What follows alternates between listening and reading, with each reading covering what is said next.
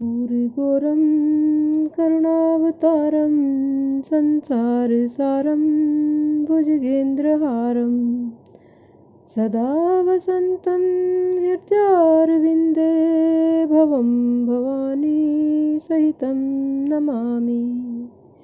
हरि ओम नमः शिवाय। नमस्कार, आप सभी का हमारे YouTube चैनल जय माता की में बहुत बहुत स्वागत है। आज हम करेंगे शिव श्रावण महात्म्य का 18वां अध्याय। इससे पहले यदि आप हमारे चैनल पर अभी नए आए हैं तो कृपा करके चैनल को सब्सक्राइब कर लीजिएगा और घंटी जैसे दिखने वाले बटन को भी दबा लीजिएगा ताकि आने वाली नई वीडियोस आप तक पहुंच सके। तो चलिए शुरू करते हैं आज का अध्याय। आज का अध्याय है 18वां अध्याय, जिसमें श्रावण शुक्ल दशमी तिथि का महात्म्य बताया गया है। भगवान शंकर ब्रह्मपुत्र सनत कुमार से बोले, अब मैं तुम्हें श्रावण शुक्ल दशमी तिथि के विषय में बताता हूँ, ध्यान देकर सुनो। श्रावण शुक्ल दशमी को व्रत का शुभारंभ कर वर्ष के प्रत्येक माह की शुक्ल पक्ष की दशमी तिथि को व्रत रखना चाहिए।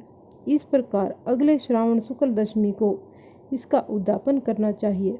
राजा को राज्य की उन्नति के लिए, कृषक को खेती की उन्नति के लिए, वैश्य को व्यापार की उन्नति के लिए, स्त्री को पुत्र की प्राप्ति के लिए तथा अन्य प्राणियों को धर्म, अर्थ तथा अपने व्यवसाय की उन्नति हेतु इस व्रत को करना चाहिए। इस व्रत को आशा दशमी व्रत भी कहा जाता है। जिसको भी किसी प्रकार का दुख हो तो उसके निवारण के लिए श्रावण शुक्ल दशमी की रात को स्नान कर व्रत का शुभारंभ करें। रात को दशों दिशाओं को फूल, पल्लव, चंदन या जौ के आटे द्वारा अपने घर के चौक को अंकित करके वाहन सहित स्त्री चिन्ह द्वारा चिन्हित करके घी से तैयार किया हुआ नैवेद्य देकर अलग अलग दीपक देना चाहिए। इसके बाद ऋतु के फल देकर अपने मनोरथ को इस प्रकार स्पष्ट करना चाहिए, मेरी आशा पूर्ण हो, मेरा मनोरथ पूर्ण हो, मेरा कल्याण हो। इस प्रकार प्रति मास निरंतर व्रत करना चाहिए और ब्राह्मणों को दक्षिणा देनी चाहिए। वर्ष की समाप्ति पर इसका उद्यापन करना चाहिए। सोने चांदी की 10 दिशा रूप देवताओं की प्रतिमा बनवाकर अपने सगे संबंधियों के साथ स्नान आदि करके अपने घर के आंगन में भक्ति भाव से दिशाओं का क्रमशः आवाहन, स्थापन तथा पूजन करना चाहिए। दिशाओं के मंत्र इस प्रकार हैं: इंद्री दिशा, 10 दिशा रूप देवता, सुर तथा असुर नमस्कृत। इस संसार का स्वामी इंद्र आपके पास निवास करता है, आपको नमस्कार करता हूँ। हे आग्नेय, अग्नि देवता के रहने से आप आग्नेयी कही जाती हैं।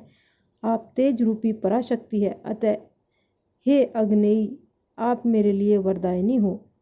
हे याम्य, धर्मराज आपके सहारे इस सारे संसार को चलाते हैं, इसलिए आपको संयमनी कहते हैं। हे संयमनी, आप मेरे लिए उत्तम कार्य प्रदान कराने वाली है। हे आशे, हाथों में खड्ग लिए अत्यंत विकराल रूप मृत्युदेव नैनृत्य स्थान में आपके पास निवास करते हैं, अतः आप नैनृत्य रूप हैं। आप मेरी आशाओं को पूर्ण करें। हे वारुणी, भुवन के आधार तथा जल जंतु के अधिपति वरुण देवता का निवास आप में है। हे वारुणी, आप मेरे और धर्म के कार्य के लिए तत्पर हों। हे वायव्य, संसार के आधिकारक प्राण रूप वायुदेव से आप अधिष्ठित हैं, इसलिए आप मेरे आंगन में प्रतिदिन शांति बनाए रखें। हे कौवेरी, आप उत्तर दिशा में निवास करती हैं, कुबेर देव का निवास आप में ही है, इसलिए आप मेरे सभी मनोरथों को पूर्ण करें। हे ईशानी, आप जगदीश शंभु से अलंकृत हैं। हे देवी, मेरे मनवांछित कार्यों को परिपूर्ण करें। आपको नमस्कार है, नमस्कार है। सारे विश्व के ऊपर निवास करने वाली सदैव कल्याणदात्री सनक नंदन सनातन तथा सनत कुमार आदि मुनियों के साथ रहने वाली आप सदा मेरी रक्षा करें, मेरी रक्षा करें। सब नक्षत्र, ग्रह, तारागण, नक्षत्र माता, भूत प्रेत विनाशक तथा भक्ति युक्त मन से जिन देवी देवताओं का मैंने पूजन किया है वे सब मुझे अभीष्ट सिद्धियां देने वाले हों। सर्प तथा नेवले से नीचे के लोक में आप सेवित हैं, अतः आप मेरे ऊपर नाग तथा नाग कन्याओं के साथ प्रसन्न हो। उपरोक्त मंत्र को बोलकर पुष्प धूप आदि द्वारा अर्चन करके अलंकार वस्त्र और फल निवेदन करने चाहिए।